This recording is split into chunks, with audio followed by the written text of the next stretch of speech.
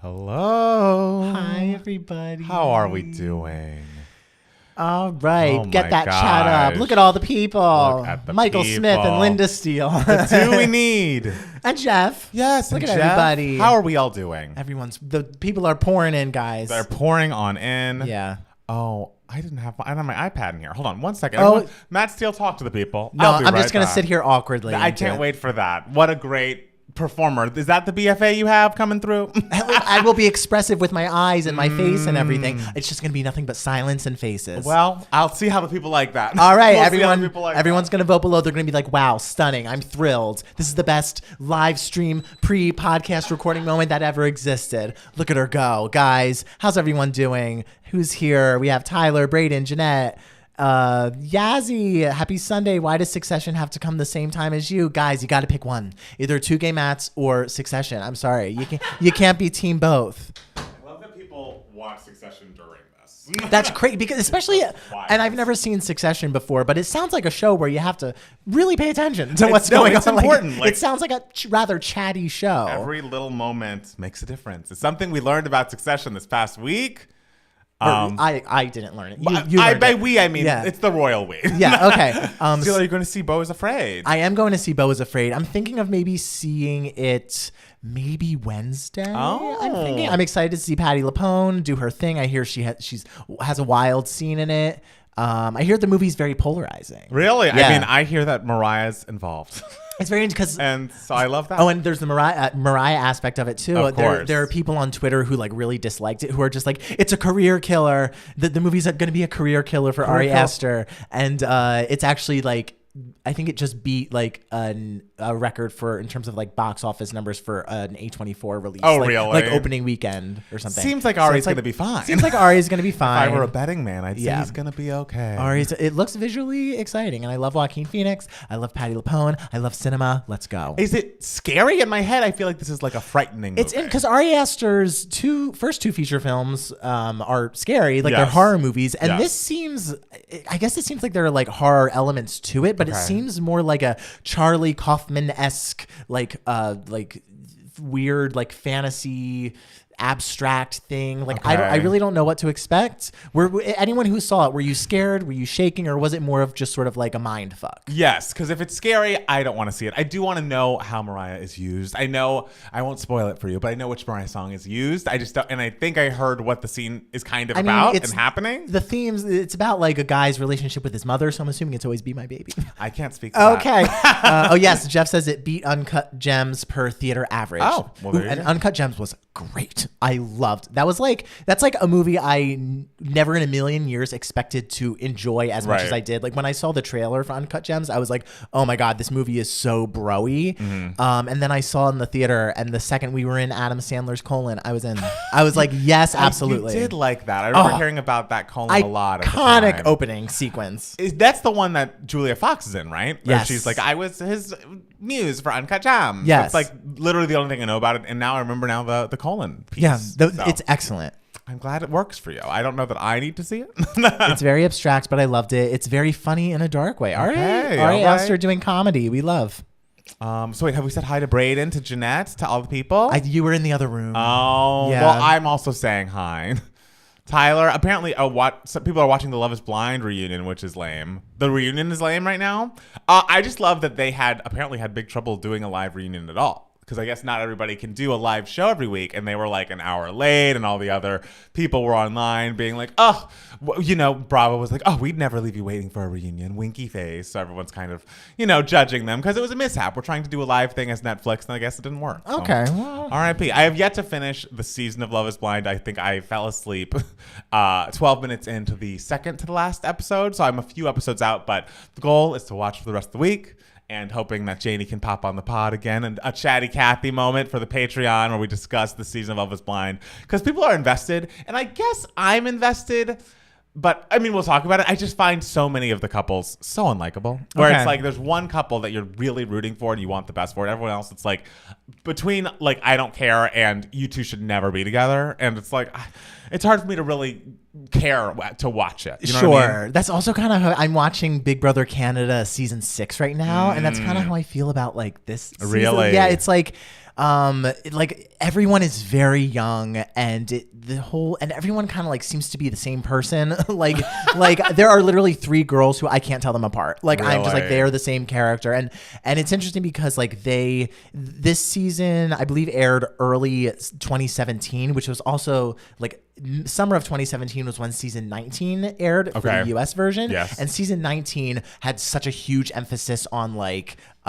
couples and showmances and everything, and the show really like highlighted that, and it was awful. Like it was just like insufferable, and that's kind of what they're doing with this season. Like there are like 3 showmances happening in the house, and like the the edit is really highlighting it, and so it's kind of just like, it's interesting that like these 2 Big Brother franchises the same year the show had an emphasis on like the romance element of stuff, and it's just like yeah. I mean, you know, I feel like we know about shows, they always ebb and flow. Sometimes they're great, sometimes they're awful, sometimes they're awful for a while and then come back surprisingly, like like Vanderpump Rules, you know. Some people like season 6 of Big Brother Canada though, so, and I'm still very early in, like I'm only 3 evictions in, so like I'm assuming maybe it gets a little better, like a little more exciting, a little more dynamic.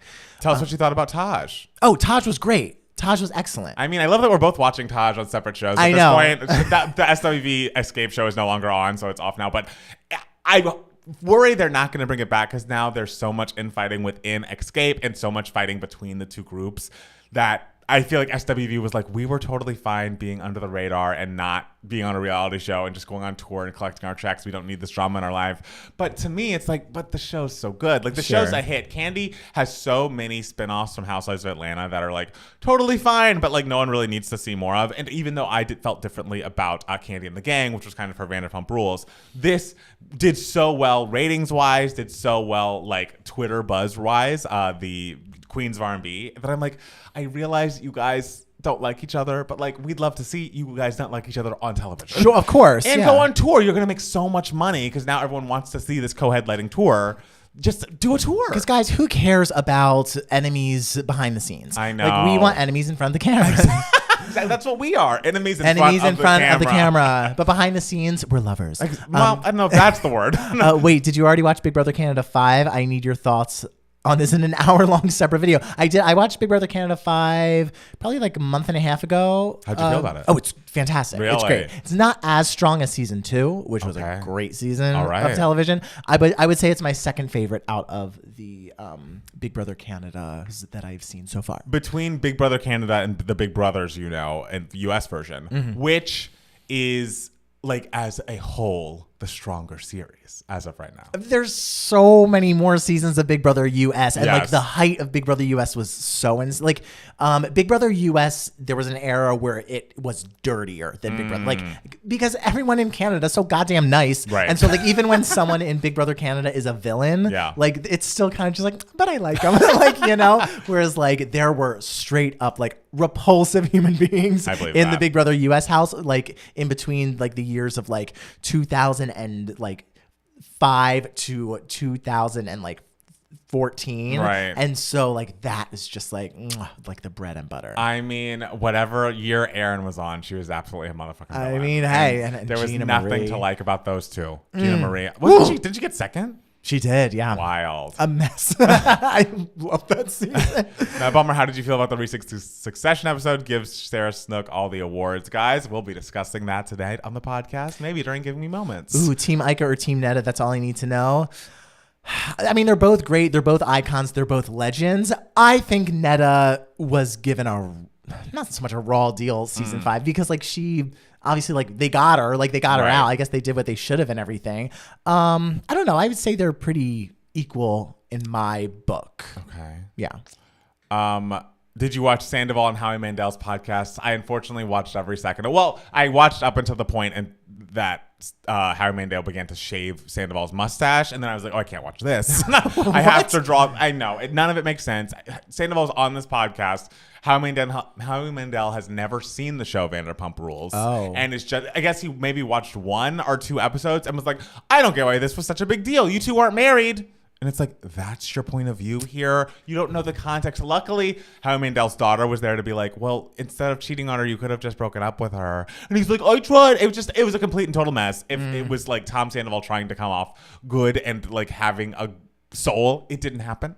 He seemed soulless. He's like, we weren't having sex and she hated me. And it just was like a lot of blaming Ariana's mental health as to why he decided to cheat. And it's like, he cannot take accountability. It's impossible for him. He's a narcissist. And also, Bravo must be so pissed that he did this before they're airing these episodes before the reunion. How are you are locked in a contract. How are you going to go on this podcast and say your entire point of view on a platform that is not Bravo, that Bravo is not behind? They must be mad at him. Yeah, sure. Yeah. I mean, come on. The thing is, you'd think maybe he could get fired, but he's like the storyline of him and Raquel is the center of the season now. So yeah, I don't know. Grace says Team Dre and William. I agree with that. Yes. Dre was awesome. I was also a big Karen fan just because she was so great.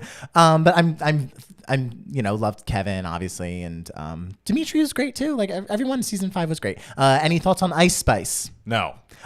I have a thought. Bitch stole my look. That is true. The curly bob, that was you. That was me. Till you made me cut it. Which was for the best. Which we should all be thankful for. As he said, to hear Kim K is going to be on American Horror Story. She will never give what Gaga gave. She won't dare to look messy and not like herself. Yeah, I thought that was... It's like, is Kim Kardashian an actress? Like, I feel like she was in a Tyler Perry movie once, but I don't think of her as being...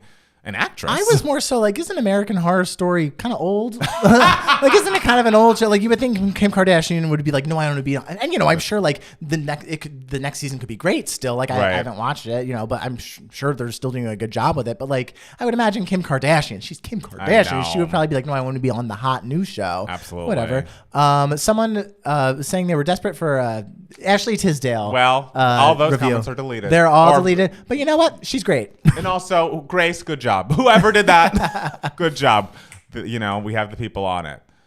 She's been called an industry plant. Who? Oh, Ice Spice? I mean, what does that mean? It means like maybe I don't know, like they've been pushing her subtly, like it's all Paola based. This is like her rise is not based in true talent, and it's all based on like the industry pushing her is kind of what that means. Oh, sort of like it's like a manufactured fame. Yes. So, of course it is. I mean, like I'm not saying that she's not talented, but like that's how all get people famous. Like there's literally they get representation of some sort, right? And some PR companies just like, let's make it seem like this person has such a huge following before they even like really release anything. Yeah. That way people go like, wait, this person's famous? Who are they? Let me investigate. And then when they release their first thing, they already have this big following. It's like when the ABCDEFU girl who co-wrote with Kelly on one of those songs came out and she's like, I have a song that I've been thinking about writing and blah, blah, blah, blah. And someone was like, oh, you should write a song about like the letters of the alphabet and like having that be something. And you look back and it's like, oh, that was someone from her label. They were just like pre-releasing this single that was already ready to be released. Like, this isn't like nothing. I mean, I hate to sound like Matt Steele because this is a very Matt Steele point of view. Nothing happens naturally. Yeah, guys, did you think like really like this girl Ice Spice was just like discovered like online or something like that? And like, no, it's even like, guys, the American Idol winners, like, not Kelly Clarkson, All Natural, obviously Fantasia. But like by the time we got to Carrie Underwood, it's like, do you think Carrie Underwood really like slept outside in a tent to audition for American Idol? No, she skipped many rounds, okay, because she had representation of some sort, I'm sure. If that was not her trajectory, sorry to Carrie Underwood for making up this story about her, but like, I know how the industry works. Like, things are, it's not that they're fake. It's just we fudge a little. We just fudge a little, and that's okay. And I don't believe everything is fake. No. But like a brand new artist becoming very huge based and seemingly coming out of nowhere. It's either you or we were not paying attention to all of the underground work that they were doing to get to that place. Or industry plant. Those are the two methods. So how do I become an industry plant? I would know. love that. How do the two gay Mats become an industry Someone plant? plant us. We're ready. Literally, baby, we are blooming. We are blooming. Water us, put some fertilizer on the dirt. We are ready. Is it confirmed that B is going to the Met Gala? I have not heard that, if it is. I love your reaction to Kelly Clarkson, Mine and Me. Great. Thank you so much. What great songs. I mean, excellent. Tyler, I think Grace was referring to the Ashley Tisdale fan who, we love everybody, but let's not make the same comment over and over again. I agree with Grace. I think that was a good choice on Grace's part. That's kind of what industry planting is. Like you kind of just like be like this, show people this, Right. and eventually someone will notice and be like, oh, that. Yeah, what is that? That, huh? I'm done trusting Beyonce rumors. Absolutely. If there's anything I want on my gravestone, it's like just as soon as the things happen, I'll be there. But there's no more. I believe this anticipation, like the country album's coming in a few days. But it's like no. As soon as it's released, sure, I'll be there. Not till then. I kept seeing Ice Spice on Twitter and just scrolled by her wondering why is this woman with the hair all over my timeline. I would see her on Twitter all the time and people, and I was like, who's this? And it would just be like images of her and everything. Yeah. And then I essentially gathered in my scrolling past her, I would see like rapper, and everything. And then I would see like a video pop up and then I would see people arguing about her like, oh, she's not good. And other people being like, she's great and everything. And I don't know anything about rap. So like if someone does it and they sound like they know what they're doing, I'm like, oh, they're good. Great job. Great job. She has a great look. Yeah. She seems very memorable. She's very pretty. Yeah. Oh no, Dylan just tested positive for COVID for the first time. Oh, Dylan, no, I'm Dylan, so sorry to hear. Stay home, rest up, and you're going to be great and better in no time. But the worst of it, at least in my case, was no fun. But we believe you can get through it, and we're rooting for you. We're rooting for you. You'll be back here next week. Exactly. Probably being like still testing positive, but feeling better. And that's what we want. We want feeling better. Feeling better. I love the drums in mine, especially at the end. Oh, also, guys, if anyone has any questions, we don't have any Email My Hearts this week. So send us an email between now and the time we get to Email My Heart. 2gaymats@gmail.com. Yes. 2 spelled TWO. TWO. Yeah. I don't know. Ask us about Ice Spice. Please don't. We have nothing to say, as you can see. Oh, my gosh. Oh, what a day. What a week. What a weekend. What a life. What a life indeed. Sure. I feel like there's not a lot of big news this week. No, there's really not, guys. We're going to be vamping. Which we can do. We're naturals. Hey. It's a part of the gig. As the Spice Girls said, the lady is a vamp. And by the lady, they meant us. They meant us. We are the lady and we are a vamp. She is a vixen, not a tramp. She is a ... Lyrics. Oh, lyrics indeed. That's what we'll say. Thanks, guys. This is the only social interaction I've been looking for. No, Dylan. This counts as social interaction. Totally. We're here. You're there. You're at a party with 74 other people. Exactly. Right now. That's a party. Thoughts on Rachel pretending to go to a mental facility. Oh, that also happened this week. Raquel leaked to the press that she's checked herself into a mental institution, and this was planned before the reunion, but she wanted to honor her Bravo commitment, XYZ. And then it comes out that she's just at a 5-star hotel, spa, and that Tom Sandoval's coming to meet her. And it's okay, that's not the same. All right, well. A mess.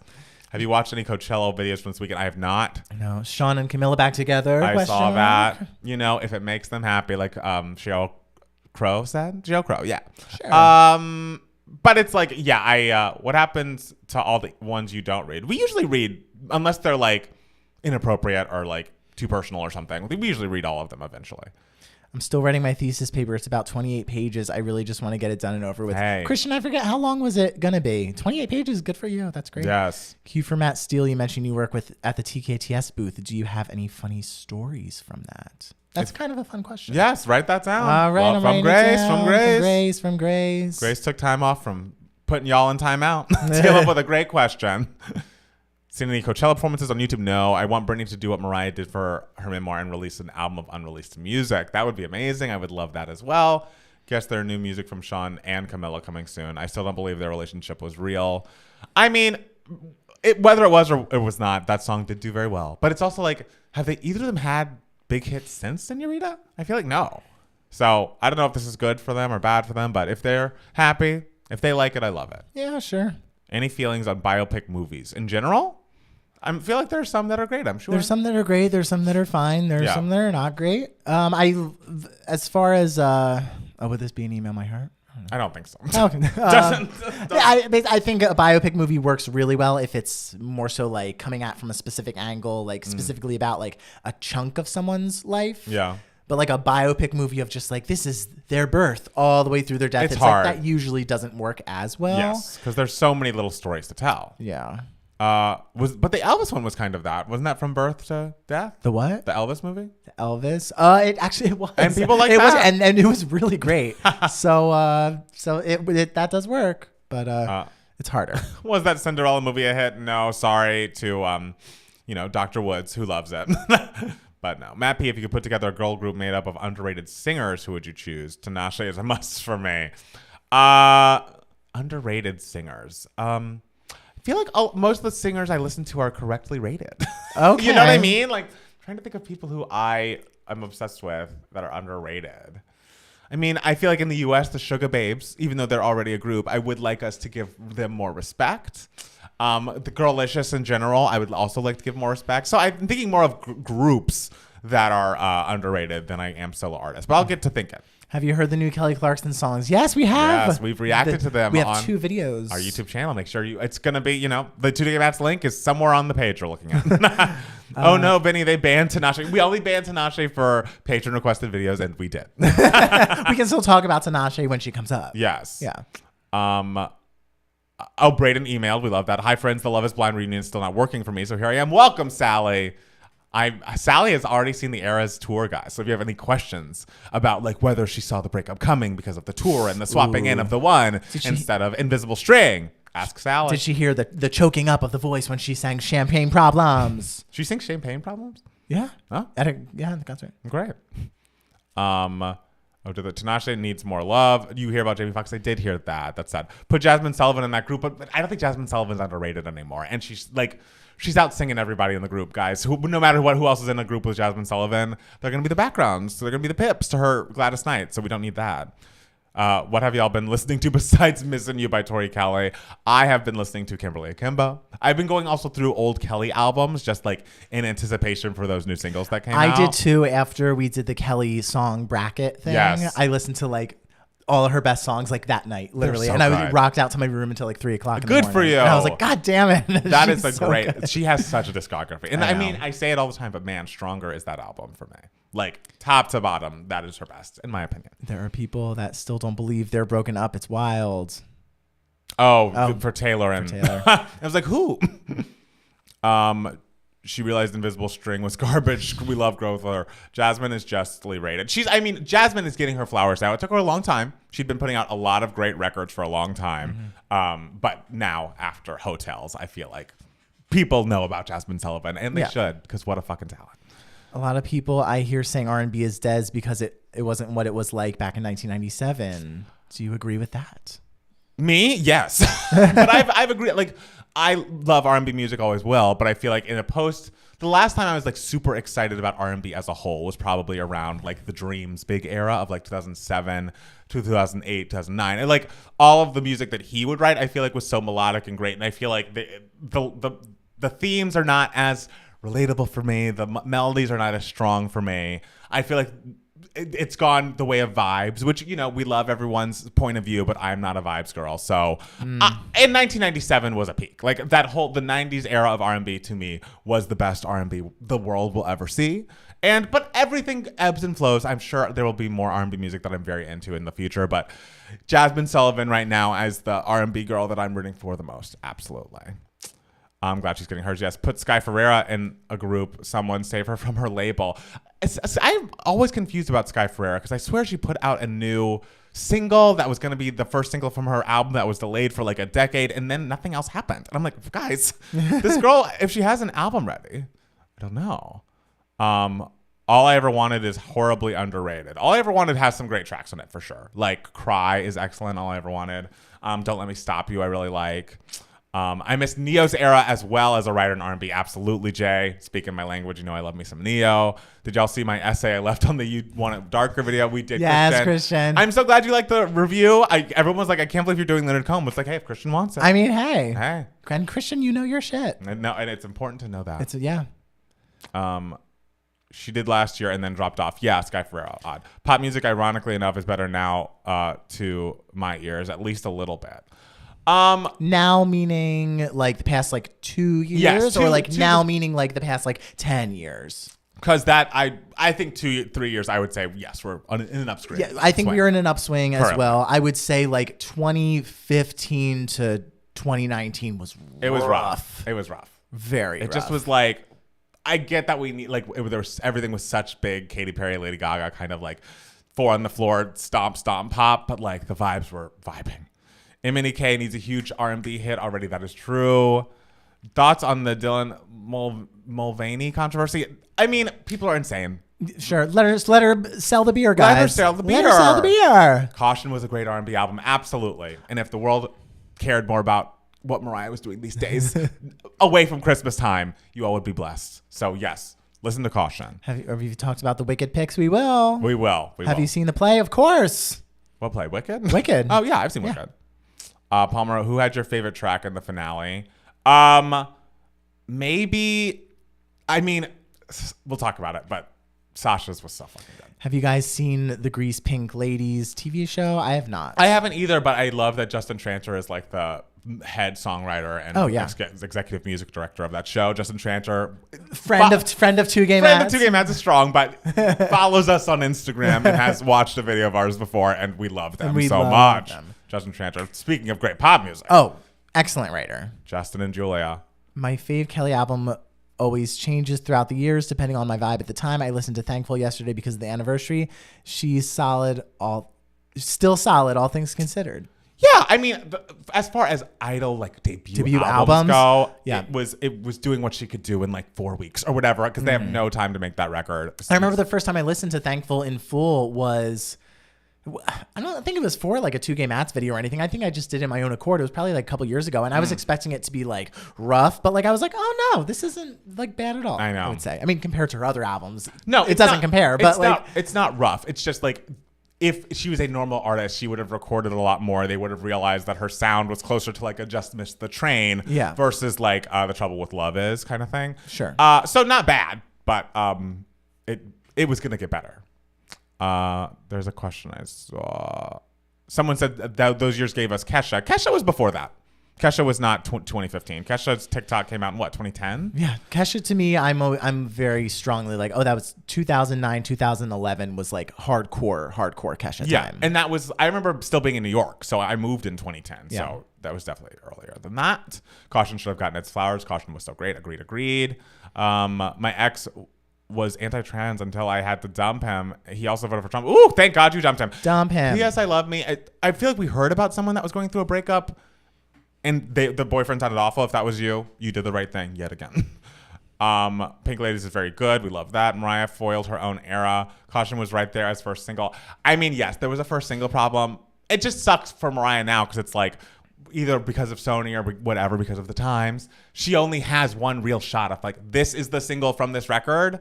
And as good as Get the Fuck Out was, it should have been The Distance after. It should have been the title track. But even still, we all have to make peace. She's a legacy artist at this point. It's going to be hard to make a huge commercial impact just because of the ageism of the industry. And I think people like take people like Mariah Carey for granted. Yes. It's kind of just like, oh yeah, new Mariah Carey. Yeah, well, she's, consistently releasing new music. It's just, she'll always be around. But it's like, guys, the music don't is so much better than than it has any right to be for being like her like 16th album. You know what I'm saying? Oh yeah. Unbelievable.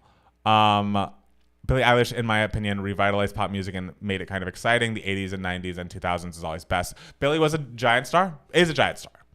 I remember my coworker said to me, he's 19 and bless his heart, and he's very into music, and he's a guitar person, and and he said, he's very sweet. You mean straight? The word. And we were talking, and he was just like, yeah, no, I just feel like music just like stopped being like, just like popular music just like stopped being good around like 1999, and I was just like, what? I was like, that's so painful to my ears, dude. Also, you weren't alive back then. I was gonna say, it's like, dude, and I told him, I was just like, baby, I'm so sorry, that's incorrect. Like, I'm so sorry.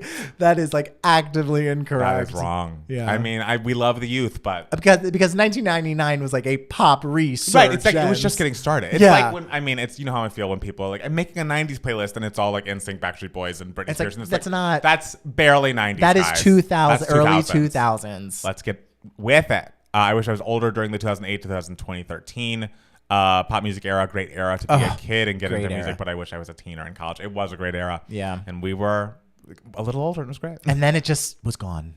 Like, it felt like the big like pop hits like of that 2008 to 2013 like were suddenly just gone. Right. People just stopped making them. Which is upsetting. Yeah. I feel nostalgic to the Breakaway album. I mean, if you watched our Kelly Clarkson discography singles bracket, they're just such great singles on Breakaway. And the whole album is great, of course. And the song Gone should have been a single and wasn't.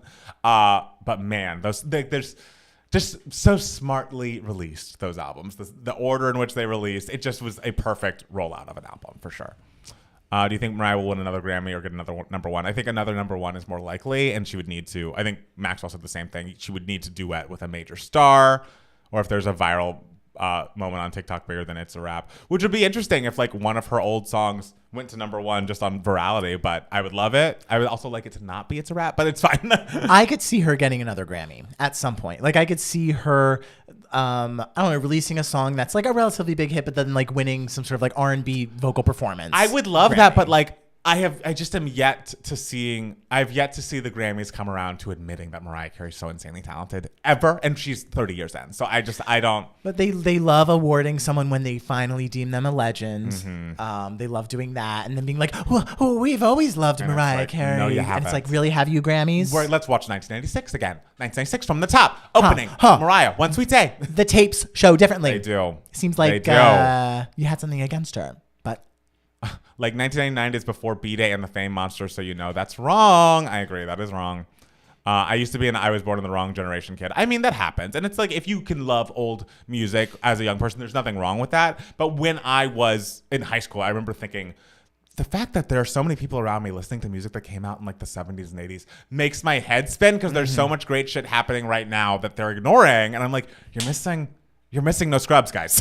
You're missing no scrubs. And look, like of course you can be a young person and love the Beatles or whatever and all that kind of stuff. But like, I remember, the kids at school when I was in high school, all like kids our generation, our parents, like that was like Beatles time and everything. And so many kids in high school and everything would just be like, oh, the Beatles are the greatest musicians ever. And I remember being a kid and thinking like, sure, you can like respect them and love them and everything, but like you're literally just regurgitating what your parents are saying. I know. Like, don't pretend like you're not. And we, sure, I have no doubt that you genuinely like them, but like you are influenced by what your parents are telling you. And it's like you have grown up maybe, and it's like, I get it. When you're a kid, you listen to what your parents want to listen to, and maybe your parents wanted to listen to oldies all the time. But it's like, to me, I mean, I say this as someone who's like not listening to current radio as much as they're listening to TLC. But I would like to think that if I had a child one day, that I would play them current music that was out, just because that is the music of their generation, and I would want them to know it and love it as it was happening. Like, I wouldn't want them to feel like they were stuck in the past with me. Well, I also have no doubt that like when you could be 100 years old and you would still be like hearing that someone new put something out and you would still want to listen to it. Like, you're never going to be a person who's like, I'm not going to pay attention to anything that's happening with the kids now. Like, no. I was listening to the Bee Gees and No Scrubs. Good for you, Sally. That is one I will never forgive the Grammys for 96 or 2006. Absolutely. Grace, I see that Nora comment. I'm ignoring it. Beatles one was a moment. I'm glad millennials are hyping up Gen Z and more instead of shitting on us. No, we love Gen Z. I think Bonnie Raitt won Song of the Year at the Grammys this year. I can see Mariah needing to wait 10 plus more years to get the respect. I don't think it's coming from the Grammys, guys. Maybe I'm wrong, and I'd love to be proved wrong there, but I just think they just don't get it. My younger boomer dad likes Billie Eilish and Dua Lipa, along with, of course, that stuff that he was out when he was in his youth. And that's great. That's the kind of dad I'd like to be one day. Yeah. I'm playing my kids' show tunes. I mean, come on. I mean, duh, obviously. Do you think Britney Spears will release new music? No. Not anytime soon. And Matt Steele said in the video, if this is her last album, and you doomed it. I did. I'm so sorry, guys. She watched our reaction and was just like, an idea. A concept. Yeah, I love the concept. It's just no more music. I just don't think there's anything wrong listening to the past and the present. There's not. But only listening to the past when you are a young person, I think, is a missed opportunity. I do. My parents listened to a lot of country growing up, a lot of bro country. Oh, Jacob. Bro country. That's tough. My mother listened to Justin Timberlake and Clay Aiken, Daughtry, and Kelly Clarkson and 2000s music. She didn't listen to very old music. That's cool. Okay. Kids today have YouTube and Spotify. When we were kids, we could only buy music and listen to the radio. That's true. That's why I was always in there getting those new singles. Yeah. Those Wicked pics were too dark. I feel like everyone's going to agree with you there, babe, because you can't see a damn thing. Okay. Should we start? Yeah, sure. Recording? Let's start. Okay.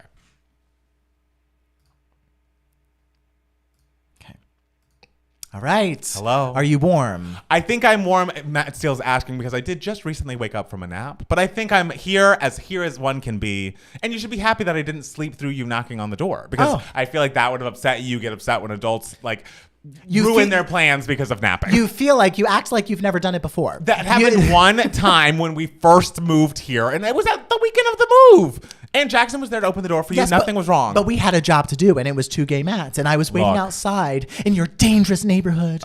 Could not be less dangerous. I was vulnerable and shivering and cold and naked, and someone could have just taken advantage of me and taken my wallet and taken something else. No, Jackson opened the door. He is filled with drama, per usual. But I am filled with liveliness, even though I am just up from a nap. Because I am what? Professional.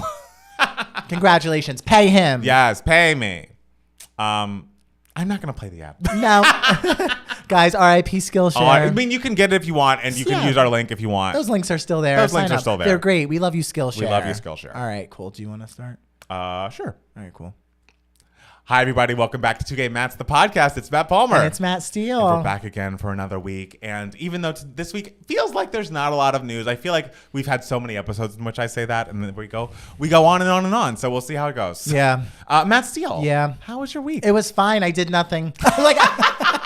We're starting off with the no news week. I was going to say, I'm so glad we can really dive into our personal lives with, it was fine, I did nothing. Yeah, I'm trying to think. I worked. I did my taxes. Good for you. And all that stuff, which was a lot of work, writing all those write-offs and everything, organizing them on the beautiful little spreadsheet. Yes. And it's funny, when I always start the spreadsheet and I'm like, okay, I'm going to be organized. I'm going to be this, and then I double check everything. And when I double check everything, I have to add more things, and it becomes slightly less organized. Yes. And I'm just like, you know what? It doesn't matter. As long as these numbers are written somewhere and I can plug them in at some point, then that's right. And there's no better feeling than the feeling of just getting done with your taxes. It's like you feel like this weight has been lifted off of you. It's like once the new year starts, there's a countdown clock in my head of those taxes are coming up. I know. And it's like, let me just get this all done and never worry about it until next year. And that's where we are right now. And I love that. The burden of the government has been lifted from our shoulders, ladies and gentlemen. Yes. Matt Palmer, what have you done? Well, speaking of the government, yesterday or 2 days ago on Friday, I applied for TSA pre-check. And so I went to Staples to where apparently you get your picture taken and do the things you have to do in person for TSA pre-check. And right before this podcast recording, they've approved me, guys. So when I go to Costa Rica in May, which is happening, so we're going to miss a podcast episode, you all will live, I will be able to go through the TSA pre-check line. I never had done it before, but one time Jackson recently was coming back from Seattle, and he waited in a line for so long and almost missed his flight, and he was like, I had to run through the airport with my shoes off, blah, blah, blah. And I was like, I can't do that. No, you will not run. That's the thing. In clothes. We all know that I would just miss the plane, and no one wants that, and thus TSA pre-check, I feel like people have been singing its praises for so long, and I just have been too lazy to really get on it. But I feel like it's going to make things better. The idea of being able to go through security without taking the shoes off, without taking all of my electronic equipment, which I have a lot. Oh, that's such a pain. It's such a pain. Because taking the computer out of the backpack when there's already some stuff in your backpack, and then you have to try to finagle things to stuff the computer back in the backpack. Ugh. And the worst is when I go home for Atlanta for a time where we're going to do the podcast, I have to bring my audio equipment. I bring a mic, and it's just sometimes I can just get away with taking out only the laptop, but half the time they're like, could you take out your Switch and your iPad and your DSW? And it's like, guys, it's not a bomb. All right? Just let me live. And now they'll know. See, that's why I don't buy any electronic equipment. I don't know what a DSW is. I know it's a store where you buy what? Shoes? I don't know. I actually think it's DAW. I mixed it up with DSW. Okay. So that's on me. Okay. Digital audio workspace. You know what does get me angry, though, is when I'm traveling with someone and they have TSA pre-check and they go through the TSA pre-check line and they discover that you don't have TSA pre-check. Right. And they're just like, you don't have TSA pre-check? And they get an attitude about it. And it's like, how many, I don't travel often. Right. I'm not, don't get angry at me. I promise to never be that person. Thank and you. the thing is, but I will be the person that's like, oh, you don't have it? Well, I'll see you at the gate. Best of luck. I'm certainly not going to wait with you in the real line, but I won't shame you. We're not built on shame here at 2 Gay Mats. We're built on love and acceptance and judging others. Thank you for accepting me for who I am. I do. Thank Someone you. without TSA TSA pre-check. Someone without TSA, but guys, the simple folk. That's you represent the simple folk on the podcast. I'm more of the upper crust. Yeah, and it's always been that way. And it really has been. This is nothing new here. No. For my weekend, I did do a few things outside of TSA pre-check. On Friday, I went to my friend Natalia and Eric's house, and we watched the Drag Race finale. Should probably be going into the news for idiots, but I'll just talk about it here now. And this is going to include spoilers, so if you have not watched the finale of Drag Race, be sure to skip over this section of the podcast. But I went in. I think it's been discussed on this podcast how much of a fan of Anitra I am, and I was very excited for her. And apparently the finale, which I didn't know exactly what to expect, all the final 4 queens perform basically lip sync to an original song that they like helped create, and they do a lip sync performance that's basically like almost a VMA performance level. It was so incredible. And then they pick the top 2 out of that, and then the top 2 people lip sync for the crown, and then they film both of those queens winning, and they only air one of them on TV once Rue decides after watching everything back who wins. And look, I love Anitra. She is incredible, but she's never been the best at choreo. Okay. Where she comes alive is when she can do things and ad lib and like do voguing or nogging, whatever you'd like to call it, during her like lip sync performances that are not choreographed. And her choreography's fine, but it doesn't like make her pop. Sorry to interrupt. What the fuck is nogging? It's like people call people who aren't really knowing what they're doing when they're voguing, and it's like faux voguing, nogging. Oh, that's cute. It's cute. And so she didn't really get to do that during this portion, and her song was so sincere, and it was like about, believing in yourself and achieving your dreams, where someone like Lux got carried around on stage to a song entitled It's Giving Fashion, and I just was cackling throughout. So I felt like Anisha didn't do great in that first round. And then also at the final lip sync, it was Sasha Colby versus Anitra, and I feel like Lux and Mistress were very like, Anitra didn't do well, why is she in top 2? And it's just because she was the fan favorite, clearly. But then in the final lip sync, they both did a good job, but Sasha had so many reveals. Like she started on this big coat, took it off to be like an evening gown, took it off to be just like essentially her incredible body.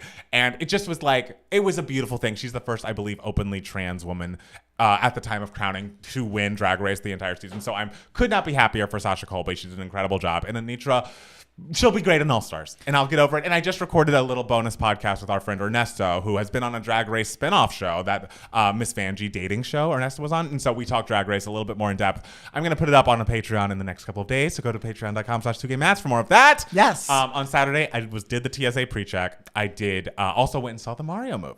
Oh. And I went with our friends Joe and Tam, and we went and saw Mario. And I love how like whenever you're about to say something a little scary that people might not like, you're always like, okay. Well, I just want it to be noted. Is there much of a plot? No. Well, everyone's intentions in the movie are their intentions in the game, and that's very simple. Bowser wants to marry the princess. Mario, is trying to save Luigi instead of the princess, which I thought was a good change because you wanted to have more of the princess being like a badass. Okay. So it's then the Jack Black did an incredible job as Bowser. Yeah, it seems like it's more of a character arc than a plot arc. It's fun, and it's good for you if you have watched or if you've played the games. You will be like, oh, these are so many references and Easter eggs throughout this film that are like, oh, this goes back to Mario Kart, this goes back to Super Mario World, this is the original Mario on NES. So it just is a fun experience if you are a fan of the game. But if you weren't a fan of the game, I could see walking out and being like, well, that was thin. So I enjoyed it, but I get that it wasn't for everyone, and I'm happy I saw it. And then today we went over to our friend Jeff and Jean's house. They live on the west side where Matt Steele lives. Oh, spoiler. Guys, you know where to find me. The west side. The west side. And we hung out with their kids for the morning, and then I came back here and took a nap and woke up, and now here we are all together. And now here we are, guys. Can you believe it? Wow, you did so much this weekend. What did I do? I worked. Hey. You gotta work. You better work, bitch. Brittany told us. Exactly. And you know what? I'm gonna get that Maserati one day. You're working towards that. Maybe the hot body. Maybe I'll look hot in a bikini one day. I could see that for you. I really do. Well, speaking of Miss Britney Spears, apparently, according to Page 6, she has finished her quote-unquote brutally honest memoir, and it will shake the world. It's supposed to be released this fall, and publishing insiders have described the manuscript as inspiring and a groundbreaking instant bestseller. Britney's is a story of triumph. It will cover her vulnerable moments, her childhood, her breakup with Justin Timberlake, the moment she shaved her head, and her battle with her family over her conservatorship. Apparently, it was ghostwritten by Sam Lansky, who I have heard of, and is, I think, he writes for Time Magazine. I believe he is a openly gay man who has also written books of his own. I feel like he's written like novels and things. So. Oh, please. If a straight man helped I ghostwrite know. this with This her, is that what would I'm just saying. be unacceptable. It would be horrifying to have a straight man's point of view on this. So I'm glad Sam Lansky, who I assume is a Britney fan, because who's not? Could you imagine being a gay man? Yeah, right. Let me put myself in those shoes. Hold on, let me Gay man. get in character. Hey, and got it. Okay. Brittany asks you to help her write her story. I would. Oh, good for him. Good for him. Good for him and good for her. I cannot wait for this. I'm assuming it is true and it exists and it's coming, but I also am like, how is she going to promote it? I can't imagine her going on like Oprah's Apple TV special and like sitting down. I just can't imagine doing any, like Britney doing things in the mainstream media for how like much she was trotted out there for so long and how vulnerable she feels and like how little she trusts the media at this point. Sure. But at this point, she wouldn't need to. Like, she would just need to put the book out, have it be a black cover, pink text, Britney, my story. Yeah, no promotion. Just no promotion. Here it is, released it December 13th. It could be 2020, the 10-year anniversary of Beyonce's surprise album. Britney could have released her surprise memoir. Hey, she still can. She still can, guys. Well, I'm excited for it. I'm going to either read or audible every page. And I can't wait to. And I'm sure we'll talk about it on the podcast when it comes out. But I love that it feels like it's really going to happen. Oh, it's going to be a best. It's going to sell so much. I mean, yeah, beyond. Good for her. And Good she's for going to her. keep all that money. And then, well, I guess share it with Sam, but like whatever. Right, in like the publishing house, but none with her dad. Sorry, Papa Spears. Wish you well. Apparently, John M. Chu's, speaking of darkness, pictures from John M. Chu's Wicked have been released by the director and by Ariana Grande. We have 2 slides I'm seeing here. This is what is this? that is her name is the Wicked Witch of the West, also known as, spoiler alert, Elphaba. Elphaba. And so we have an Elphaba and then we have a Glinda. And speaking of a black background with pink text, yes, that is just a dark background with just a little bit of pink to make you go, oh, who is that? And it's Ariana Grande. It's Ariana Grande walking up a big old flight of stairs. I think it's crazy because this movie comes out when? Like end of next year, right? End of 2024. And they're still in production, supposedly. Yes. And so I just think it's crazy that they're already releasing any sort of pictures at all, as dark as they are. But I hope the reason for the darkness is because it's coming out in a while. And like, you know, you don't want everything to leak beforehand. Of course. But I also hope that it's not like going to be playing into how like TV shows now and a lot of cinema is so dimly lit. Like, you don't think Wicked's going to be like that, do you? No, guys, have you seen the sets of like the outdoors of Oz? Like those like pictures, like it looks like Dr. Seussville. Like it's colorful. These pictures I'm not worried about in the slightest. Especially that staircase picture, which honestly, like I know everyone's complaining about. It's so dark and everything. I think that picture's stunning. It is beautiful. I think that shot looks amazing. And you can tell like it's nighttime here. Like it's going to be one single shot in a movie. Like it seems like this is an appropriate thing, like look for it to have. I don't know. Like, and honestly, that dress is so gorgeous. That's huge. Who is doing the costumes in this movie? Like that dress is so fantastic, iconic. Right now, I'm picking it for best costumes. I was going to say, oh my god! If you were just gonna assume, what Oscars is Wicked the film gonna win? I mean, I'm assuming it's obviously a front runner now for like costumes and art direction. Maybe cinematography. When it's a musical, they always get like a sound nomination and everything. Will they throw in a random new song just for a best new song nomination? I don't know. If they were throwing in a random new song, they would have announced it. Have they announced that they're? It's crazy. It seems like this movie has been coming out forever.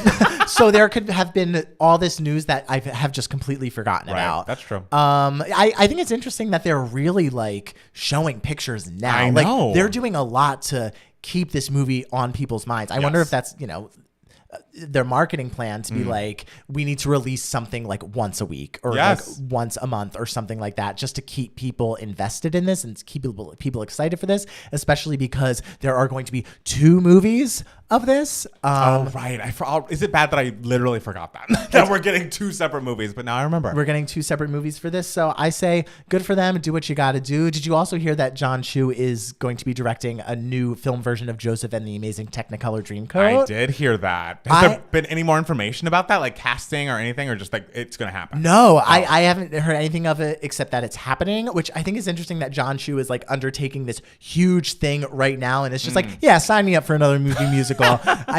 But honestly, John Chu directing Joseph and the Amazing Technicolor Dreamcoat like feels like such a match made in heaven, because Joseph and the Amazing Technicolor Dreamcoat is, I don't know, like it's a musical that feels just like a bunch of music videos Right. put together and everything. And John Chu is, started off as a music video director, and there were a lot of elements of that you could see like in the Heights and everything. Like every song felt like a new music video kind of. So I think that's gonna be really great. But yeah, anyway, I'm excited for Wicked. That's good. Yeah, I like the pictures. I think they look really cool, and everything I've seen so far looks great. All right. So good for everyone. Fingers are crossed, and I hope that you get a color purple picture this time next Like, week. for God's sake, we got 12,000 I goddamn Wicked pictures, and the movie's not coming out for about 12 years.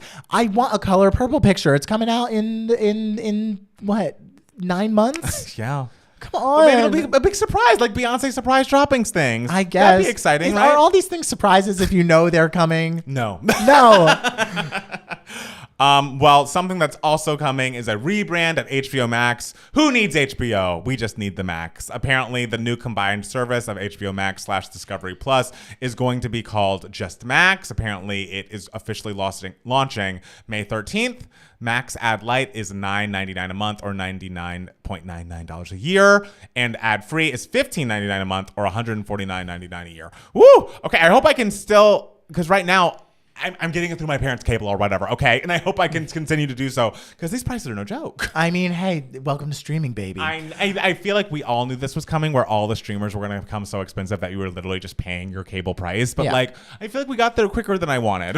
Question though, are all the old HBO Max shows that have started disappearing, are they going to come back for Max? No, that's why they're probably disappearing, because they're like, okay, goodbye. Okay. Like, you can't be taking up space here. We can't be playing royalties out. Like, we're not seeing 12 Dates of Christmas again, which is upsetting so, to me. is the new Degrassi still not happening? I think it's not. Oh, I okay, mean, I'll have an ear to the ground. If I see an article with the title Degrassi, I promise we'll talk about it. It's fine. We have the memories. We have info in the chat. Back to Wicked, guys. Someone says, I believe Steven Schwartz announced he was composing new music for the Wicked films. But new music or new songs? Oh, that's the question. New, because that could mean, I interpreted that as like new instrumental music. I don't know. Oh, okay. Grace also says David Archuleta for Joseph. I agree. Wait, I'm sorry. When you get the Max, the two concurrent streams, that's $15.99 a month. They're only giving you HD resolution. They're giving you 1080p, and to get 4K resolution, which is what most people's TVs are now, it is $20 a month. Oh my God. Fucked up. That is fascism. It's just horrible. Like, just give the best quality you have. How dare you downgrade the quality because I'm paying $15 and not $20 a month? And as someone who's revamping a Patreon very soon, we would never do that to you. We would never give you a worse quality product just because you are on a lower tier. We care about our audience. Yes, and Max does not. Wow, Max. I'm thinking of Max as a person now. Oh, Max sucks. Max, piece of shit. God damn it. I mean, I'll be watching because how else am I going to watch my Successions without Max? Well, sometimes you need Max in your life. You do. Okay, the Super Mario Brothers movie, which I talked about seeing, is officially past $500 million globally already. It's become the biggest video game adaptation ever. I just foresee the fact that this is going to be the new Marvel universe, and I know it. Like, it's just going to be, there will be a Zelda movie, there will be spin-off movies. There was, again, spoiler alert if you haven't seen Mario, they give you hints that a Yoshi, like part 2 of this movie is going to have Yoshi involved. So I just feel like we're beginning a new era of, which I guess I am more excited about than not. Mm-hmm. These are video games I grew up with and care about. And it's not like we are literally taking something like cough, cough, Max, Harry Potter, and just making it a TV show when there are already film adaptations that are really respected and people enjoyed. Like this, Mario Brothers had a live action movie that everyone hated back in the 90s. And so if we're updating... not everyone hated it. A lot of people. It didn't do well. As the years have passed, people have gained reverence for it. As a cult classic. All right, sure. They absolutely have. I don't know if they is strong. Like, some people, some have. The people. I mean, I've never seen it. But like... I mean, did you hear John Leguizamo came out and being like, I will not see the new Mario movie because I guess he was in the old one. And it's like, okay. Well, all right. That's okay. But yes. So I'm excited. Do I think everything needs to be a franchise or a part of a cinematic universe? No. But am I going to be first in line to see the fucking Zelda movie? Absolutely. Oh, sure. I mean, the thing is, like, people are getting tired of the superhero-ness of everything. So, like, the people who are still going to movies, like, who are fans of the superhero stuff, they also like these other little franchises, like the gaming franchises and stuff. Because, like, I mean, it's not a world away from, like, superhero stuff, like games, So I see them being like, okay, how do we tap into this market? These people who are still going to movie theaters. And, I mean, I have seen a lot of articles about how successful successful Super Mario is, and people are like, oh, actually, like movie theaters aren't dead. They're finding that movies are doing really well in theaters if they're not released straight to streaming. I wonder, like, I feel like every time a movie does well, we have the same conversation. Of course, yeah. And I'm like, is that ever gonna stop? Like, people are gonna go to see a movie that they want to see in a theater. Like, sure. End of discussion. Yeah.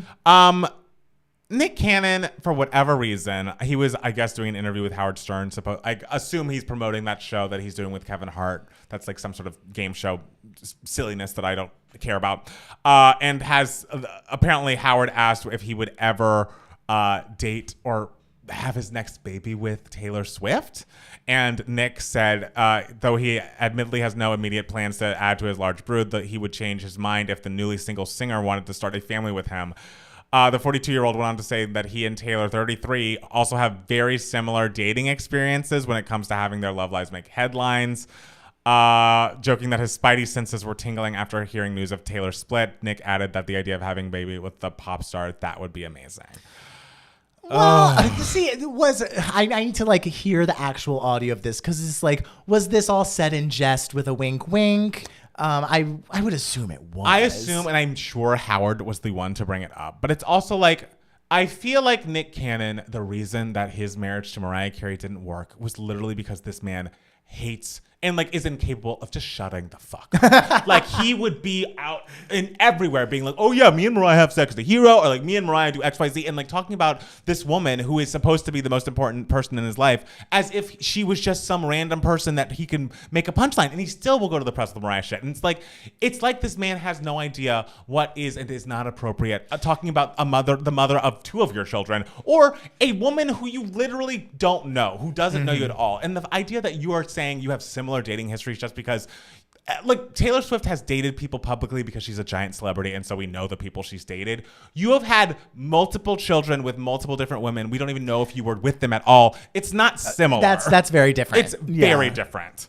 Yeah, I mean, well, he's got to say something, I guess. I mean, he really doesn't. I imagine Mariah's just at home, just like reading this, just being like, he's just always got to say something. It's just like, at least it's not about me.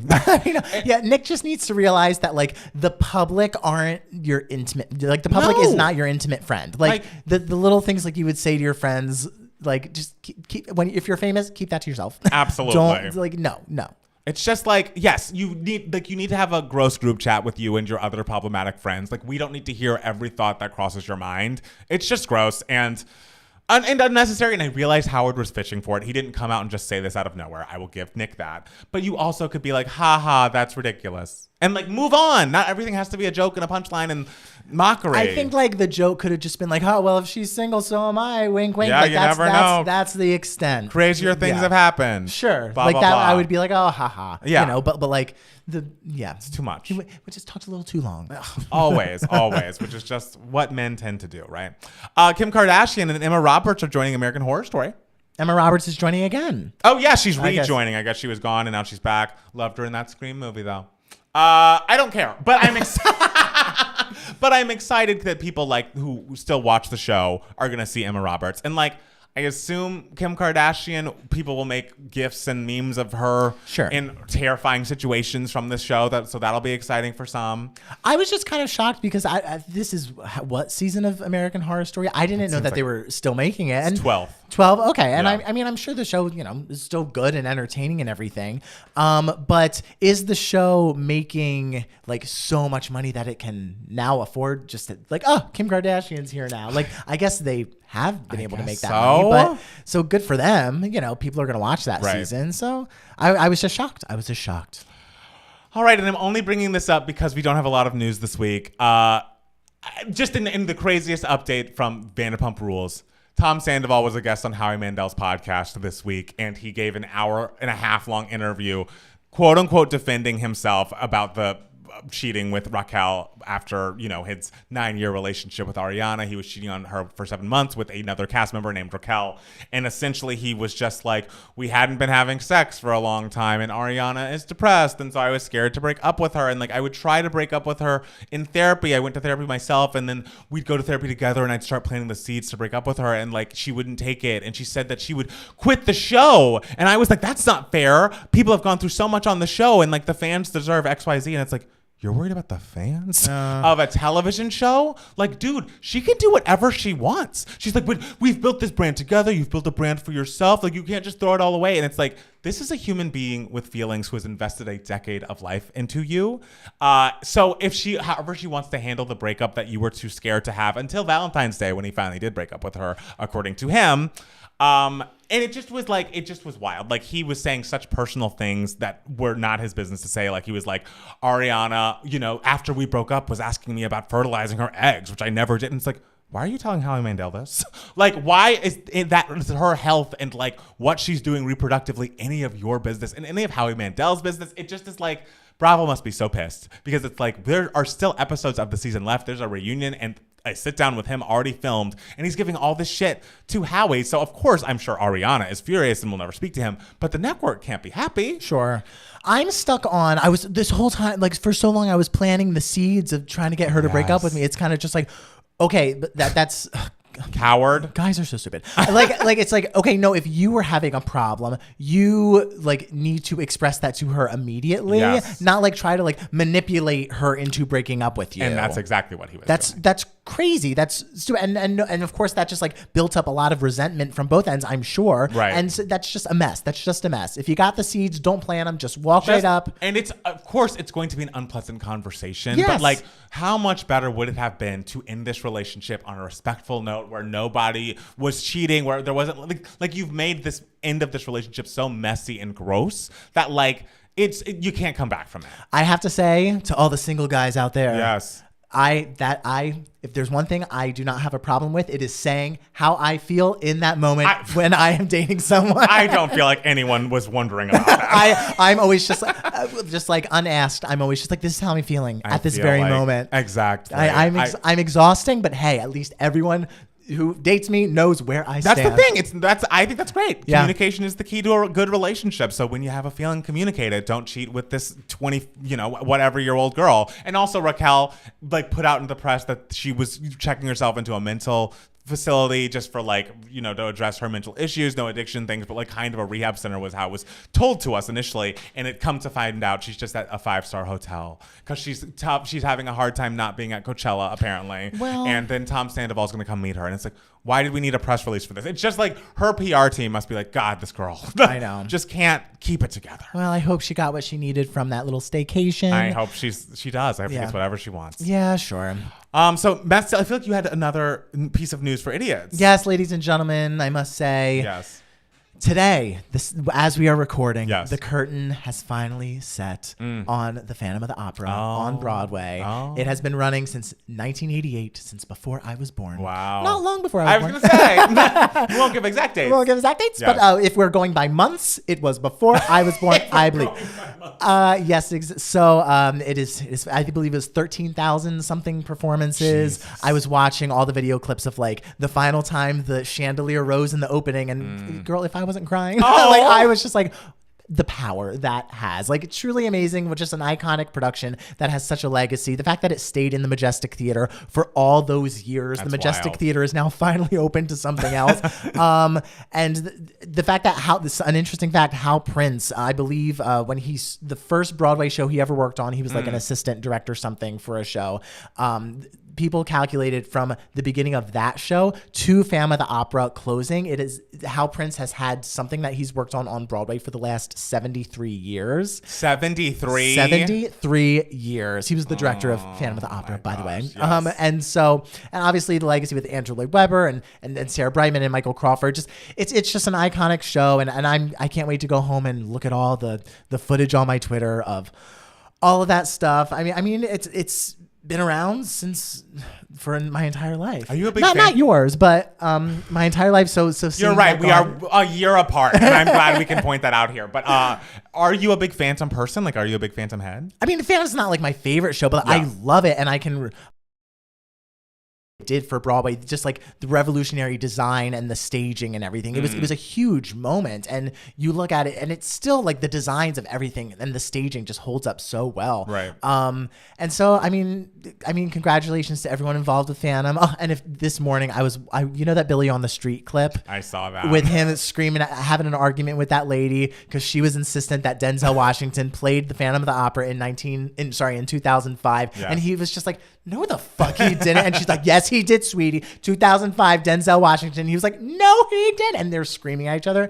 If you haven't checked out the clip, it's one of the best Billy on the Street moments Billy on the Street ever. was so great. I missed it so much. Such a great show. And she's clearly thinking, because I believe that year was the year Julius Caesar with Denzel Washington was on Broadway. So she was probably saw two posters back next to each other, Phantom and Julius Caesar. So she was probably confused by that. That's okay. I had a great time revisiting that clip over and over again. Just congratulations, Phantom of the Opera. Yes. You did good. You did good. You did good. Well, guys, should we take a quick break?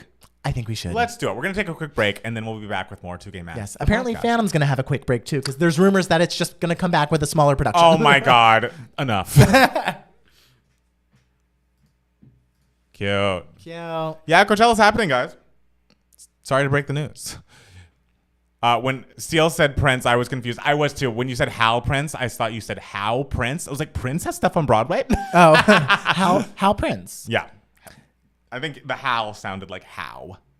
Sure. How, same thing. What? How. Those are two different letters. They're very close, though. Like how. Are you saying one of those differently? Yeah. Wild. How. That's like me with pen and pen. Wait, say it quickly. How. How. Yeah, but like when you're talking, How. when you're talking quickly, you're not like how. I know, but I would You're say just like, how. oh, How are you doing? How are you Hal doing? Prince. I would say the L. Hal Prince. It sort of still sounds similar coming out of you. Not as similar as you, babe. We're gonna have to rewatch this. Yes. We're gonna check the tapes. Did I miss the Wicked Talk? You You did. did. But you can go back to the beginning. So happy to watch the live for the first time in ages. Welcome back, Jason. Hello, welcome back. Same old thing. Matt Palmer, will you be watching Drag Race All-Stars? I'm sure I will. I kind of want to go back to season 5 and go from there. But the fact that I already knew this before getting into Drag Race at all, but it's on all of the time. Like the fact that All Stars is premiering May 12th. It's like, guys, you don't even get a full month break. Yes. It's wild. That's why I'm not starting. Like, I'm so sorry, people, It's but I'm just so not. much. It's just so much.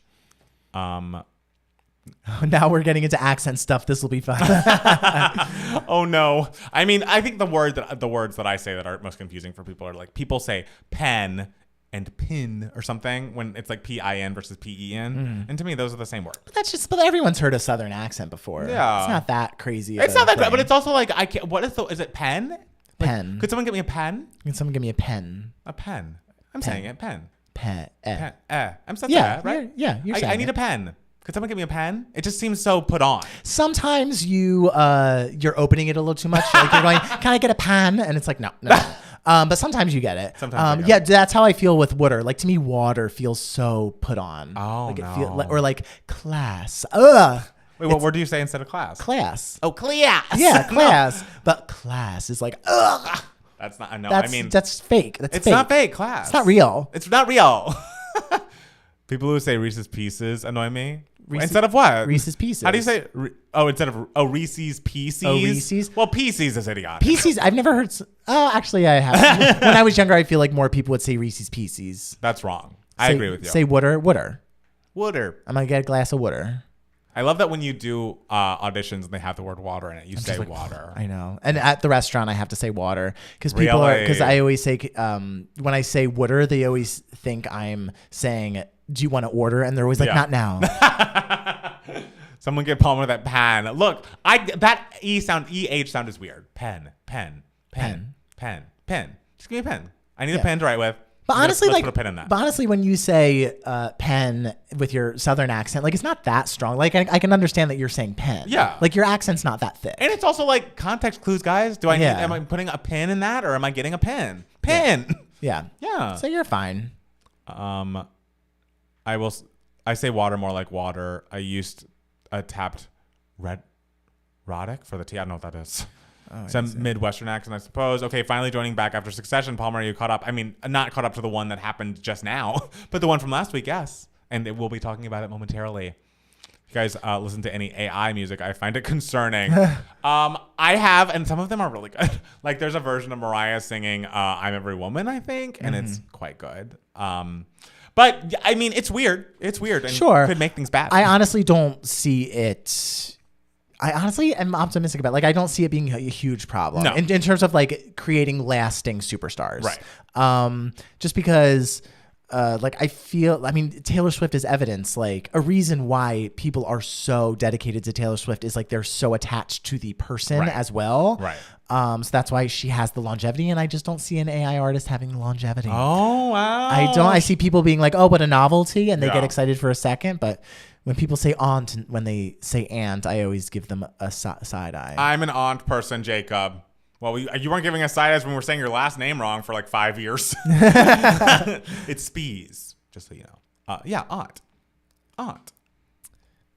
No, aunt. but I mean, I know aunt. Like aunt is still a very common thing. Yeah. It's not like, and people all over the country say aunt. Yeah. I don't believe that's like a super hardcore, territorial. I had to like change it because apparently people in Jackson's family are aunts, and so when I would be like, "Oh, is this your aunt XYZ?" People were like, "I don't know what you're talking about," and so I was like, "Oh, Who doesn't know what you're talking about? I mean, they know, but it's like I feel like it didn't register when I'm talking to his family and I say aunt. So I'm like, okay, for your family I'll say aunt, but for my family I'm saying aunt. How does it not register? It doesn't register. People, I don't want to confuse anyone. I'm here to keep it the peace. They've never heard the word aunt. I guess some people haven't. I mean, well, in California, people are different. That's true. Yeah.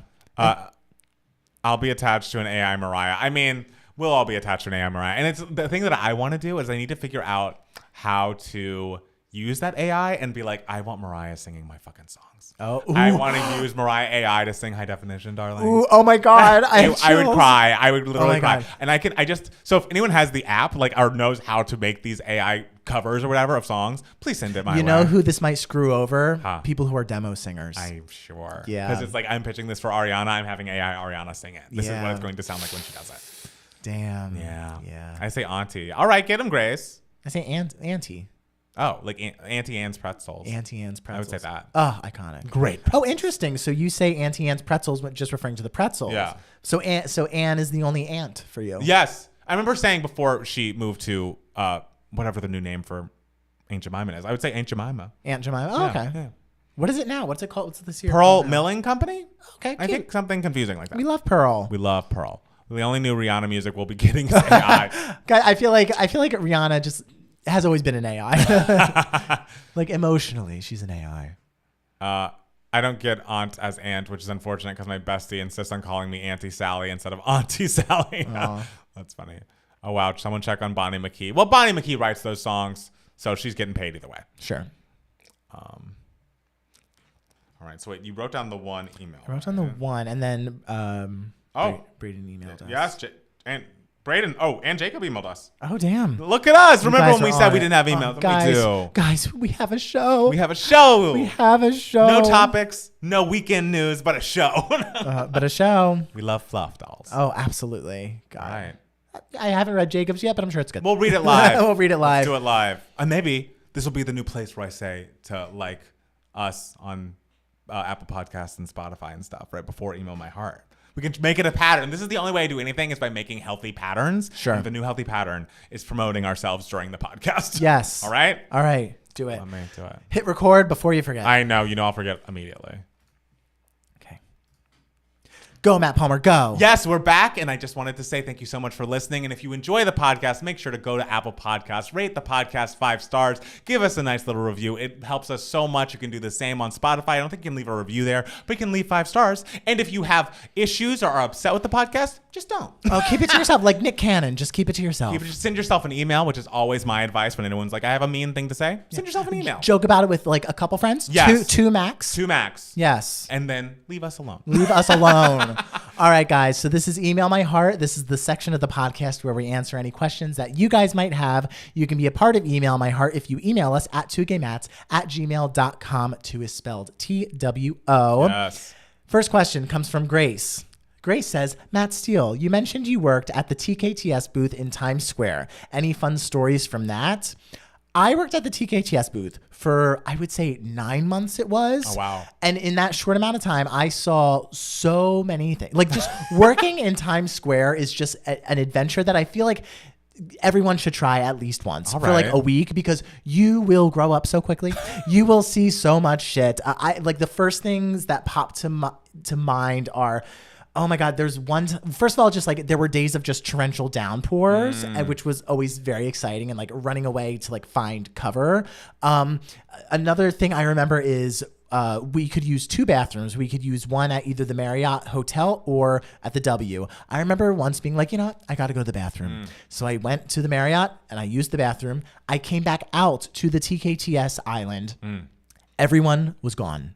What? Like everyone was off the island except for like 2 police officers and like and there were like lights and everything. What happened? And there was someone on the stairs of the TKTS booth, and I was just like, oh, what happened? Yeah. And my coworker said, oh, while you were gone, a guy walked up the red stairs and tried to kill himself.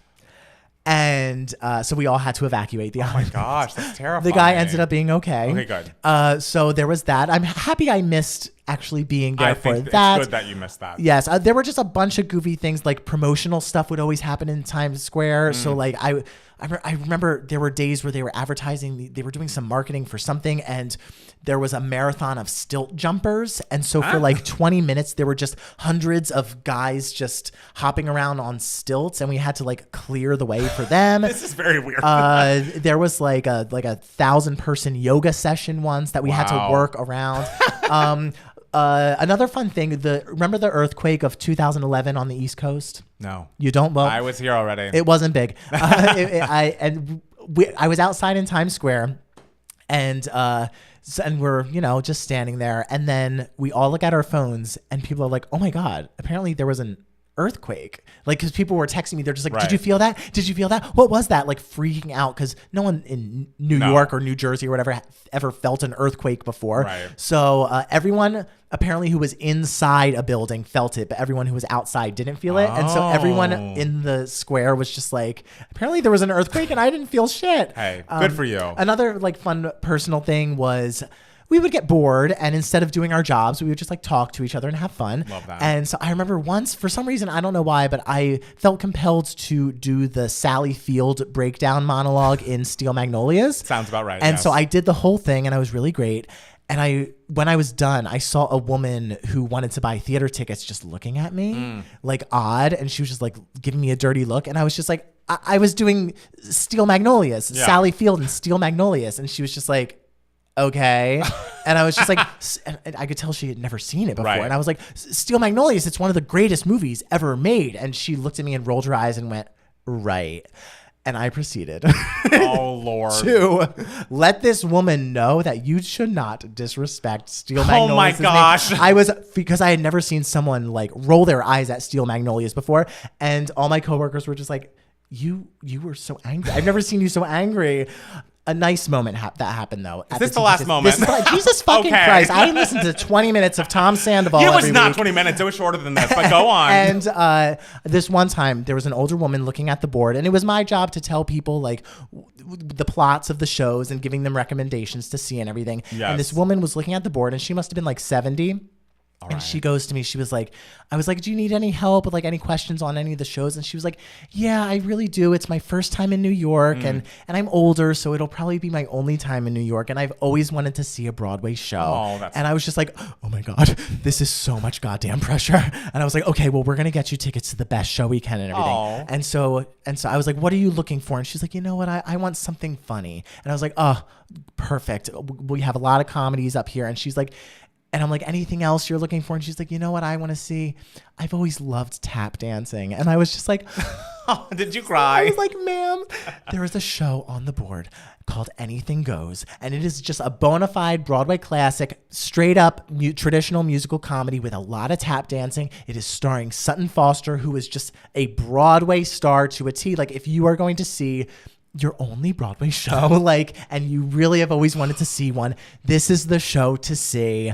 Like, go for it. And so I suggested Anything Goes, and she got the tickets for it. And she was like, I got my tickets for everything. And I was just like, wow, I do good work. That is a beautiful story. Isn't that a beautiful that's story? That's a beautiful button. I do love Yes, that. I hope yes. she loved it. I wish she'd come back and told you she loved it. Oh, I know. That would have been nice. Do you think that was your favorite job? No. I mean, it's the job. I mean, I don't know. Does right. anyone love a job?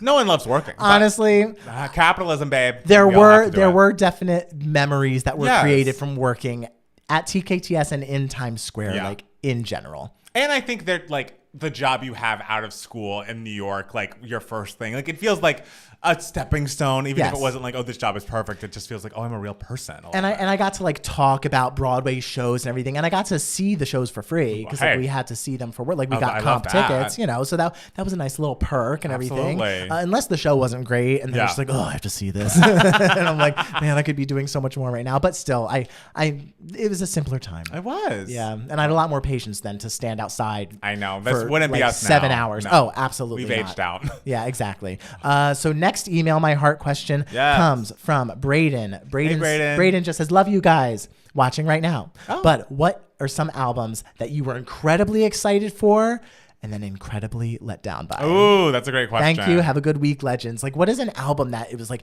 the excitement for it was so huge and then it came out and it was like, I have one. I do too, and I worry it's the same one. Do you want to say it or do you want me to say it?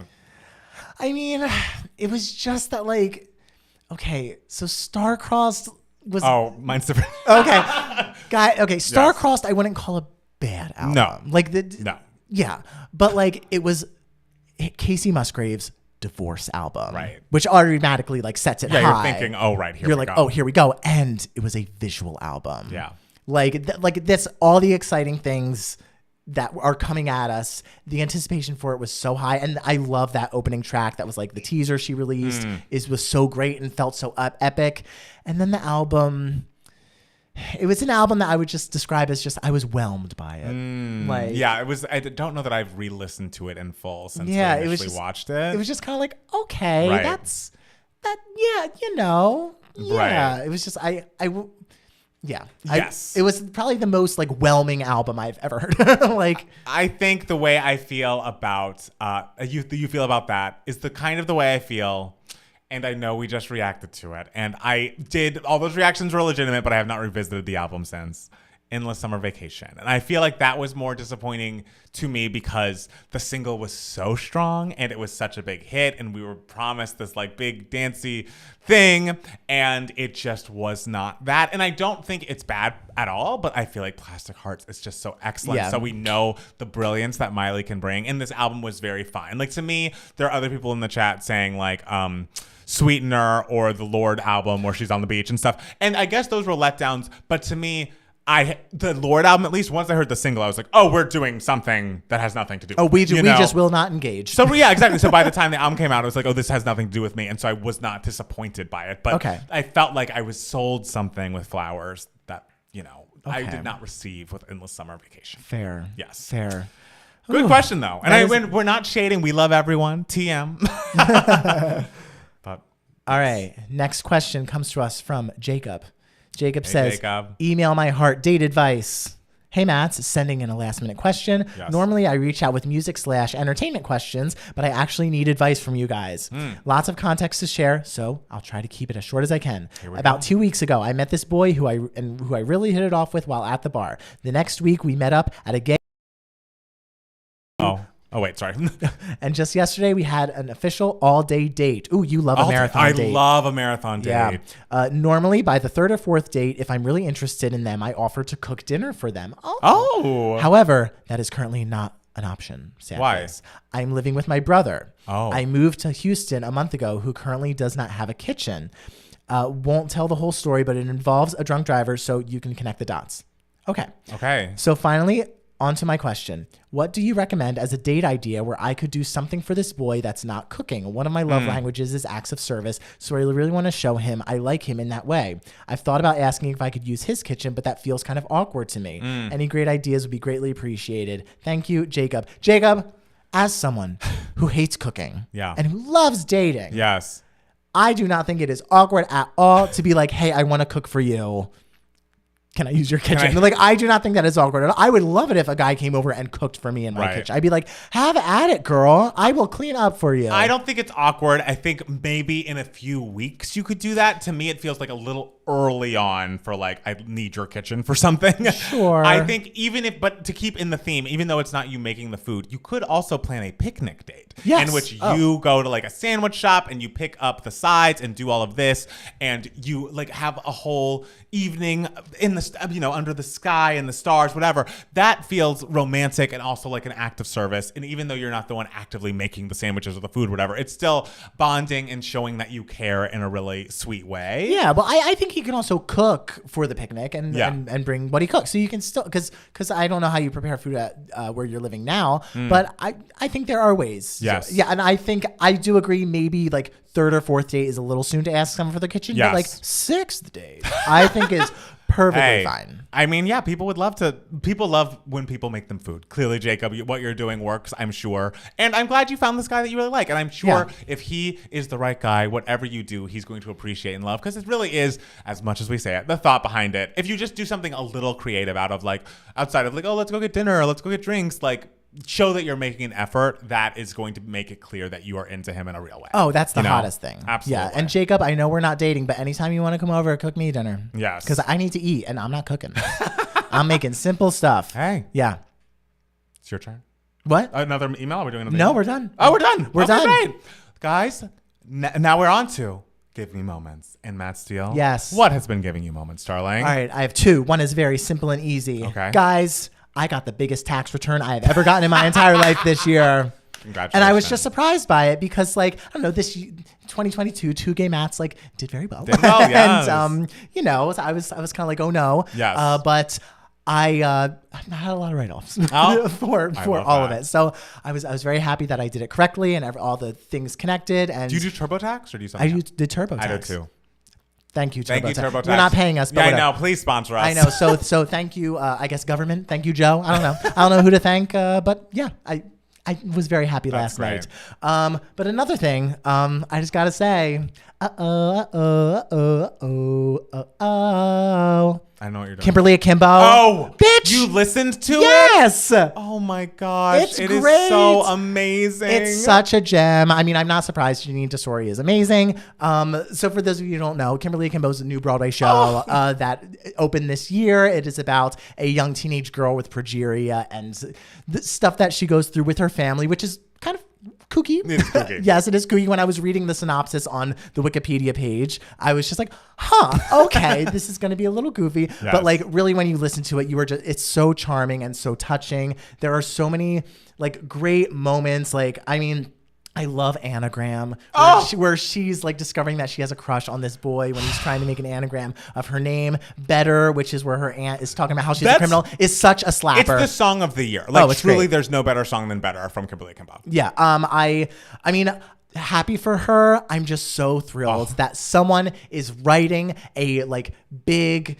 fun, like show-stopping number for a baritone. I mean, like, who is doing that these days? I can't wait to sing that song at auditions. And that song really gives me like William Finn like vibes and everything, which I absolutely love. I mean, there are just like really, really great moments. Before I Go is just so beautiful. And I have to also give a shout out to Ali Mawzy, who plays the mother character, because I've always loved Ali Mawzy. I've always loved her voice.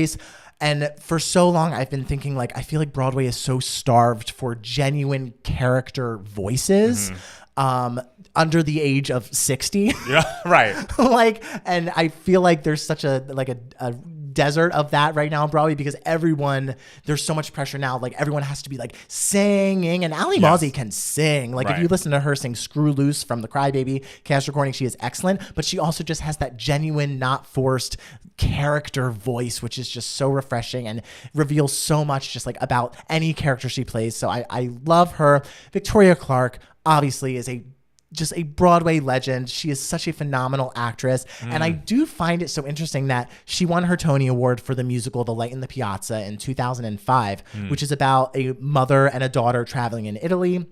And the daughter has developmental issues because she, spoiler alert, when she was 12, she got kicked in the head by a horse. Oh my God. And so she is just permanently 12, like in her brain. And this daughter ends up falling in love with a boy in Italy, and like they're now in their 20s and everything. So it's about the mother grappling with that. And Victoria Clark played the mother, and it's a absolutely brilliant performance. If you can like watch they recorded it for great performances at PBS. So I think the full version of that is on YouTube. You can watch stunning staging, stunning performances, stunning music, everything. But I find it interesting that like Victoria Clark was in this show, like the Piazza, that's what made her a star. And now she is in Kimberly Akimbo starring in this show, playing a character that doesn't have the same thing as the daughter in La Piazza, but it sort of deals with similar things. For sure. So I just find that very interesting. It's such a charming show. I'm so glad you finally listened to it. I'm so glad you love it as much as I do. Oh, it's great. Because it is truly my album of the year. Everyone needs to listen to Kimberly Akimbo as soon as they get the chance. It is excellent. Every song is so well made. Like I really love that one near the end that is kind of jumping out at me recently is The Inevitable Turn. Oh. Like with all of them sitting at that table and because you've been at tables like that where it's like, we're all going to be polite. We're all not going to say the right things. We're all going to keep things above board. But at some point, we're going to take the turn. We're going to say the thing that gets everybody riled up, and like the fight that's just under the surface is going to happen. It just is like so brilliantly done and performed. And of course, the way it ends. It just is like, I love this show so much. And I can't recommend it enough. Oh, The Inevitable Turn is great. Like melodically, we're doing something so interesting and unique, which of course it's Ginny DeSori. She's always like taking risks and everything. But it also has sort of like that winky tongue-in-cheek aspect of it. And then the fight is just so bizarre. Like that plot point is just like, you're just like, wait, what? And the way it builds is so like phenomenal. Oh, Look at us. In a way that's so dramatic and intense, but also a little funny. Like, it's great. So would you say that I got you into a Broadway show? I mean, I was planning on listening to it in general. Like, but I would say I heard about Kimberly Akimbo first, and I was like, oh, okay, I'm going to get into that. But my excitement inspired you to listen. I would have listened anyway. You're welcome. I guess, thank you. The point is you're welcome, yes. Thank you. You're welcome. Oh. Well, for me, it's a big spoiler podcast this week. It's the podcast of spoilers, but spoiler alert, we'll be talking about episode 3 of Succession from last week, because man alive, rarely have I been so gripped by an episode of television. And I will be one of the people who felt like this season 4 was kind of starting off a little slow. It was kind of like, are we doing the same things over and over again? And there's so much like battle for the, who's going to be the successor to Logan, and all the kids, Shiv and Kendall and Roman were all kind of banding together against Logan to try, get business dealings done that are confusing for the average bear like myself.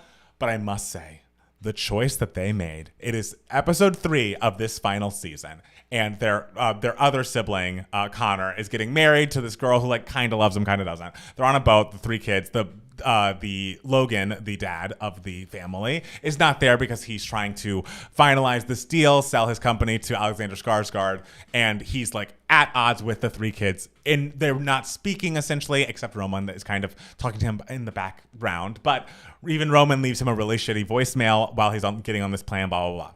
They're at this wedding, they're mingling, and they receive a call that Logan is not doing well.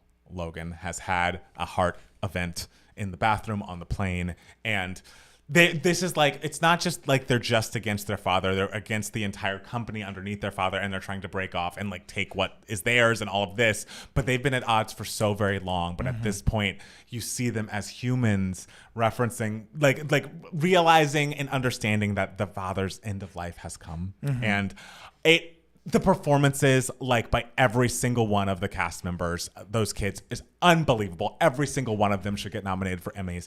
The way their hands would shake, they all basically had a very quick phone call with Logan. Like, the phone's by his ear. We don't know if he's hearing you or not. How do you feel? And they're just like, I love you, but like, I'll never forgive you. And what you did was awful. But it's just like, because they don't have any time to wrap their head around this horrible event that's going to shake their family in such a way. And I watched a little vignette afterwards that went into how it was filmed, and they're like, there were certain, all of this show is filmed on film, and we wanted to get the pacing of this moment so perfect that like we wanted to film all of this in one shot, but we can only shoot 15 minutes of film at a time. And so we had people with like backup film on like scattered throughout the set, and Hot. like backup cameras that like would just swoop in as the other camera's getting reloaded, because we wanted that tension to be there throughout this entire like 40-minute one-act play essentially that they are doing in this like last 40 minutes of this episode. It is truly one of the most brilliant episodes of television I have ever watched. It is heart-wrenching, and it's so brilliant of the creator to be like, we all know that Logan's gonna die. It's the final season. The whole show's about succession. The fact that he does it in episode 3 so that we can see how the dust settles, what really happens, how the kids turn on each other and on the... I'm so invested in a show that like I was excited about the first 2 weeks, but I was beginning to feel like, are we gonna just do the same, ring around the rosy the whole season? And now it's like, it's just burst wide open. It is the most exciting, thrilling TV show, and I am so sad it's going to be over. But man, they're handling this last season beautifully. I mean, and I've never watched an episode, but just like seeing, I mean, I know like, it's about the kids and the father with the business or whatever. And so just like the plot point of just having like, because the whole show feels very cold to me. Absolutely. Like, and their relationship feels very cold and everything. And Yes. the fact that they are having this emotional moment with their dad, like through a phone, like is such a brilliant thing to do in the show, because it's so emotional and heart wrenching, but there's still that element of distance in there and everything. I did watch clips of the scene, and just seeing Sarah Snook say when they're like, oh, they think he died. And she just flat out just goes, I can't have that. Like, no, Get him, Sarah. I can't have that. It's like, that's such a brilliant line. And such a great delivery. And I know nothing about the character. I mean, that's all you need to know. That's all you need to know. All you need to know. Like, it's great. I can't wait to watch it again. Like, it was like I wasn't breathing. It was like the kind of thing that I feel like is easier to feel that in a movie theater, because like they can very clearly set up like, these are the stakes, this is what's gonna happen, like this is the moment. But it's like, this has been the slowest burn of 3 seasons, and we've known these characters inside and out, and it's just wild. I just am so excited to see where this goes. Everyone should be watching Succession, because even though I'm not getting every business detail that happens, you will get such great performances, and the stakes are clear even if you don't get the minutia of them. So just can't recommend Succession enough. I'm the only person in the country watching Succession right now. Well, as someone with, a hefty tax refund, I am now in their tax bracket. Oh, you are? So, yes. And so I will be able to relate to these characters now. So maybe I'll check it out. What $10 billion company will you be purchasing? There's so many. I know. Which one do you think I'd be good at running? I don't know. Maybe like a Pinterest? Okay. All right. You know what? I'll hire an intern. They'll do it for me, and then I'll just make even more money. That's what the rich do. That's what the rich do. All right. Well, Matt, is there anything else you want to tell the people? I don't think so. Guys, thank you so much for watching and listening. We'll be back next week with more 2 Gay Mats, the podcast. Bye. Bye. Yay. Yay. All right. Good job, everybody. We did it. Who needs news? No, right? That was fun. That was fun. That was fun. I didn't breathe the whole time. Oh. I just need to say that all the people hating on Jimmy Strong for saying dramaturgically need to shut up. Like, Google some stuff and go. Yeah, like dramaturgically is a fine word. Yes. No, I mean, did I giggle when I saw him say it?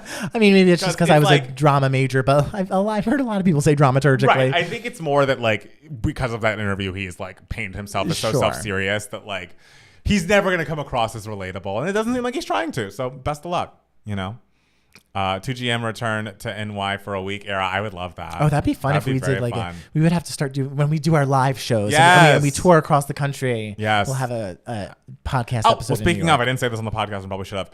Next Sunday at 4:30 p.m. Pacific is going to be when we are going to have our 10-year anniversary live stream. And so I hope you all can be there, because it's going to be a whole fun time. It's going to be great, guys. Oh, my gosh. We're going to be watching videos. Yes. Chatting it up. We might do some more Room We Wed games. And we might, if you have questions popping up for Room We Wed games. And I feel like even though we've done this 4 times, I've just now realized the best way to do it. Okay, what is it? Is we should just ask one question, and I answer it as me, and then you guess what I'm going to answer, and then we turn the things. Okay. Yeah.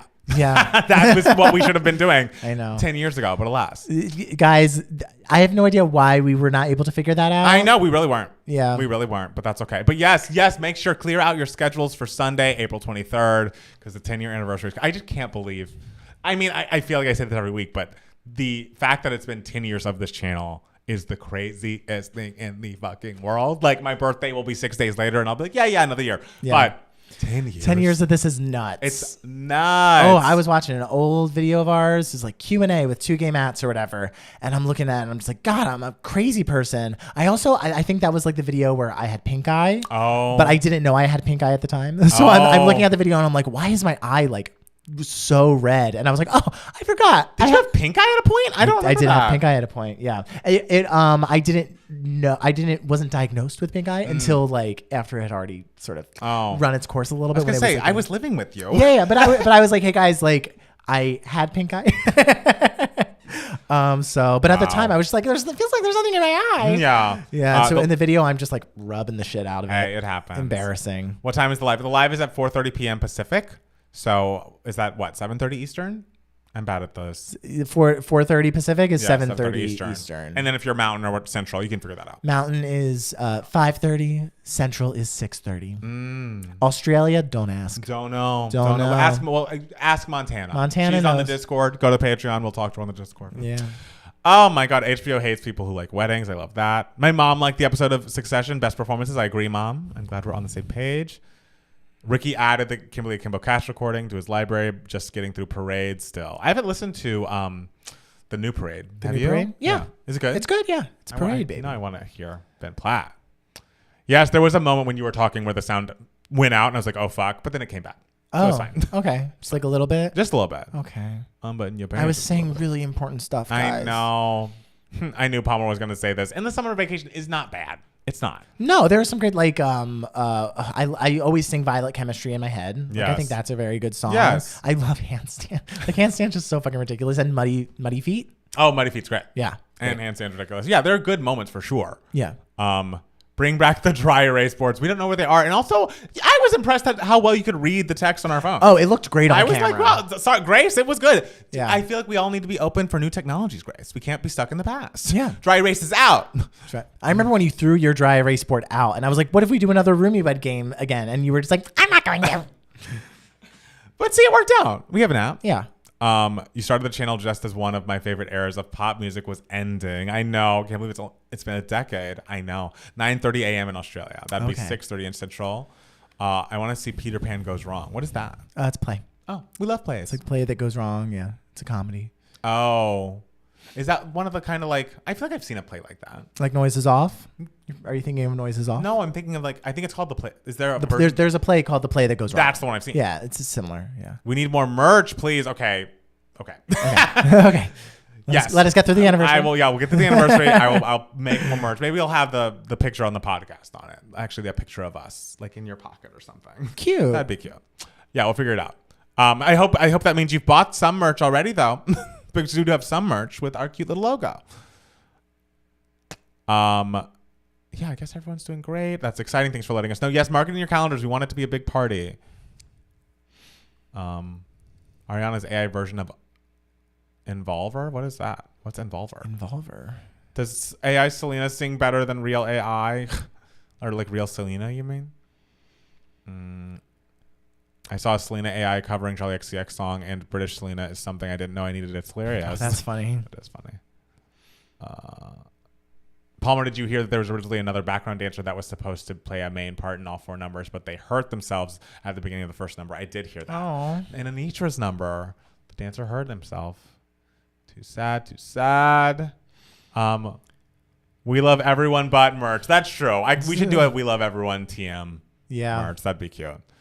Noises Off is amazing. The movie is fantastic. It's so great. Every now and then when I'm doing things at home, I'll suddenly sing to myself, "She gon' bust it," and start laughing to myself. That Ray song is hilarious and great. Both and. Involver is a big Anita song. Oh, great. Oh, cool. I still listen to AI Mariah. Noises Off is amazing. I've only seen the movie, but I loved it. I think Noises Off, like the grade above me did that when they were, I don't remember if they were freshmen or sophomores, but like there was a production of that at my school when I was there. Oh, cool. I don't think I went. Okay. Well, I think my friend Justin was in it. You didn't support Justin? I don't know if we were friends yet. Well, you should have supported your classmates. Well, I can't get to everything. You know, I'm a busy person. I was probably working on my own thing. I was at that time probably working on my debut album, Slipping Into Dream. You were locked in the studio. I locked in the studio. I imagine you like Ariana, that video footage of her like recording something as she's like in London for Wicked and everything, and she's just like in the dark, just like click, click, click. I mean, I had a lamp on. I remember being in the studio up there when Ashley Simpson did her little dance on SNL, and I was like, oh, that was weird. I feel like every time a huge event like that happened and I saw it live, I was like, oh, that was weird. Anyways. Oh, Jenny. Oh, I think her boob popped out. Literally all I thought. And it became like the biggest thing for weeks. Oh, like, Mariah. Oh, yeah, she's on TRL. Oh, yeah, she was a little energetic. I did think that was weird. But I was more plugged into what was happening with Mariah at that time. And I was like, oh. Because it was honestly more disconcerting, the voicemails that she would leave on her website where she's like, I don't know if you're going to get this. I don't know what's going on. But sometimes you need a little peace, a little rest. And I'm like, what? Even in junior high, I was like, I don't know. Make a t-shirt with that flowery background behind you. If you know, you know. Oh, that's cute. I would buy that. That's okay. Funny. I mean, the flowers are pretty new comparatively, but yeah. And now it looks a little different because now I have the mirror, so it looks like there are even more flowers. Oh, I'm just looking at that now. Ooh, that's cute. It's cute, right? Look at that dimension. I know. We love dimensions here. Oh my god, I love it. God, my hair looks so good today. Is it bad that I truly cannot tell when you're gonna be like, I fucking hate my hair today, and when you're like, my hair looks good? Because it always looks like this to me. It always looks like this. Yes! This is like top tier. When has it been bad? Like, give me a video where like my hair was bad. The movie palette commercial. That's the worst my hair has like looked in a long time. Oh, and I watched those two old Gay Mats those like old two Gay Mats videos, and I'm just like, whoa. None of us, we didn't know what we were doing. Because you would also like, I would come home from like a shift at work, and you'd be like, we're recording a video, and I'm just like, but my hair has drooped for the day. Hey, it's okay. But I just did it. But yeah, recently I would the day we did where I shot the movie palette commercial, and I forget what that podcast was called that day, but it was bad. I bet it was great. No. I can see the hay. Yes, justice for the hay. Matt Steele was talking shit about my hay the other day. I'm glad you can see it. The hay. I'm glad it's in the shot. I can't unsee Ice Spice as you. I mean, maybe that should, no, I guess she could sue us. I was like, maybe that's the merch. Your face on Ice Spice's body. It's kind of fun. Someone should make that. Michael Smith, you're artistic. Speaking of, everyone buy Michael Smith's fucking mirrors. Oh my god, they're gorgeous. Unbelievable. Like when people can do things with their hands. I know. It's like I have no talent. Like these things, nothing. Like people who can draw are fucking wizards. I know. I don't get it. I will never get it. Yes, I don't have that. I don't have that. I mean, I could play a little piano, but I'm good at origami. Oh, are you? Yes.